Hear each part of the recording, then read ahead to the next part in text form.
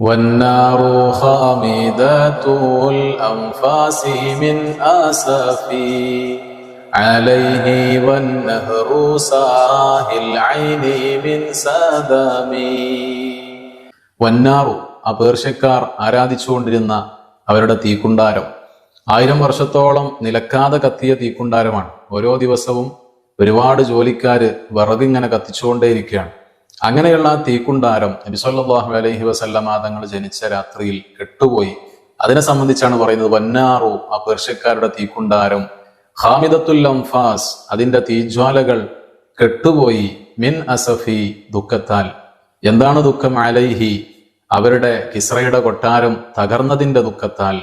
വന്നഹ്റു, അവരുടെ പുഴ, അഥവാ സിറിയയുടെയും ഇറാഖിന്റെയും ഇടയിലൂടെ ഒഴുകുന്ന യൂഫ്രട്ടീസ് എന്ന് പറയുന്ന നദി, അത് നിലച്ചുപോയി. സാഹിൽ ഐനി, അതിന്റെ ഒഴുക്ക് നിലച്ചുപോയി. മിൻ സദമി, വിഷമത്താൽ. അഥവാ അല്ലാഹു സുബ്ഹാനഹു വ തആല മുത്തനബി സല്ലല്ലാഹു അലൈഹി വസല്ലമ തങ്ങളുടെ ജനനം ലോകത്തെ മുഴുവൻ അറിയിക്കുകയാണ്.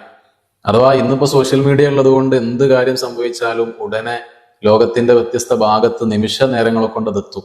അന്ന് സോഷ്യൽ മീഡിയ സ്വപ്നം പോലും കാണാത്ത കാലത്ത് അല്ലാഹു സുബ്ഹാനഹു വ തആല ഈ രൂപത്തിലുള്ള സംഭവങ്ങളിലൂടെ ലോകത്തെ, പ്രത്യേകിച്ച് കുഫ്രിന്റെ കോട്ടകൊത്തളങ്ങളിൽ ഈ ജനനത്തെപ്പറ്റി അറിയിക്കുകയാണ്.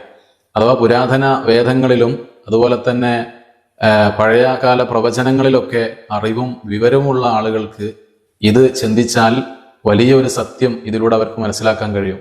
അതെന്താണ്?